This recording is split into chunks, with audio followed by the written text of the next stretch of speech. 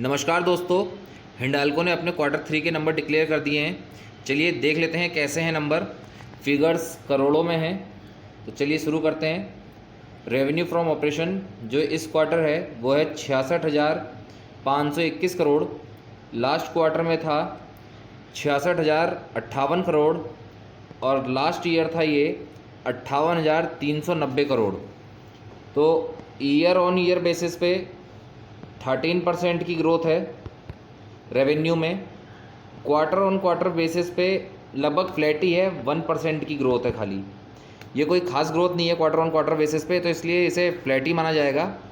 हालांकि मार्केट का जो अनुमान था रेवेन्यू के लिए, कि मार्केट का अनुमान था कि कंपनी 66,500 से लेकर 67,800 तक का रेवेन्यू करेगी। तो कंपनी ने लगभग उसी के आसपास ही रेवेन्यू देखने को मिल रहा है।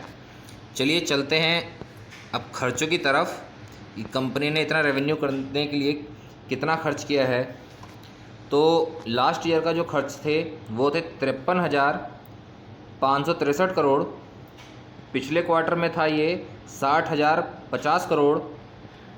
इस क्वार्टर में है 61,628 करोड़। तो खर्चों में थोड़ी सी बढ़ोतरी है। हालांकि खर्चों में बढ़ोतरी का कारण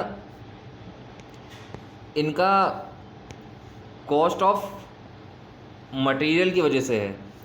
लास्ट ईयर ये 34,536 करोड़ था और इस ईयर है ये 47,455 करोड़। तो खर्च जो बढ़ा है ये बढ़ा है कॉस्ट ऑफ मटेरियल की वजह से। चलिए अब देख लेते हैं कि कंपनी ने क्या कमाया।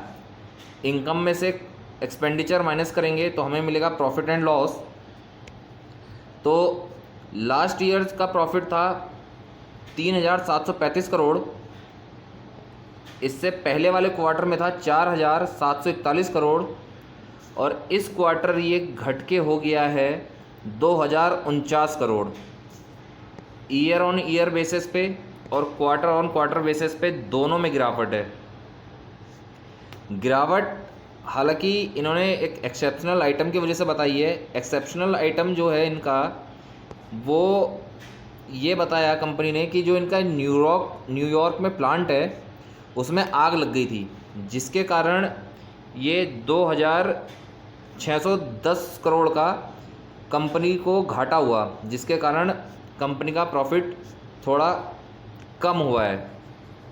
हालांकि अगर एक्सेप्शनल आइटम से पहले का अगर देखा जाए तो कंपनी का एक्सेप्शनल आइटम से पहले का पिछले साल का प्रॉफिट था 5,336 करोड़ और इस क्वार्टर में है 5,442 करोड़ और पिछले क्वार्टर में था 6,261 करोड़।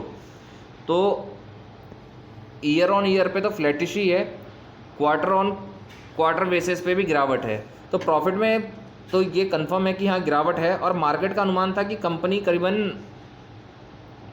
3,800 के आसपास का प्रॉफिट करेगी। ब्रोकरेजेस हाउसेस ने बताया था कि इतने के आसपास वो करेगी, अनुमान था मतलब मार्केट का। पर ये तो मार्केट है, कोई बता ही नहीं सकता क्लियर कि क्या होगा। तो कंपनी के प्रॉफिट तो देखने में कम ही लग रहा है मार्केट के अनुमान से। चलिए बात करते हैं अब कंपनी के ईपीएस की। तो लास्ट क्वार्टर था ये 21 रुपये 35 पैसा। लास्ट ईयर था 16 रुपये 82 पैसा और प्रॉफिट के कारण गिर के हो गया ये इस बार 9 रुपये 23 पैसा। बाकी रिज़ल्ट मेरे हिसाब से तो देखने में उतने कोई ख़ास रिज़ल्ट नहीं है, अच्छे नंबर नहीं दिखाए हैं कंपनी ने। हालांकि मैनेजमेंट का कहना है कि अगले क्वार्टर में रिज़ल्ट हमारे अच्छे आएंगे। बाकी तो ओवरऑल रिज़ल्ट कोई ख़ास नहीं है, बस रेवेन्यू में थोड़ी ग्रोथ है, प्रॉफिट में गिरावट है। बाकी रिज़ल्ट मार्केट डिसाइड करेगा कि मार्केट को कैसा लगा।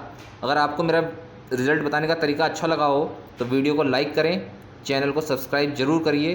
तब तक के लिए धन्यवाद।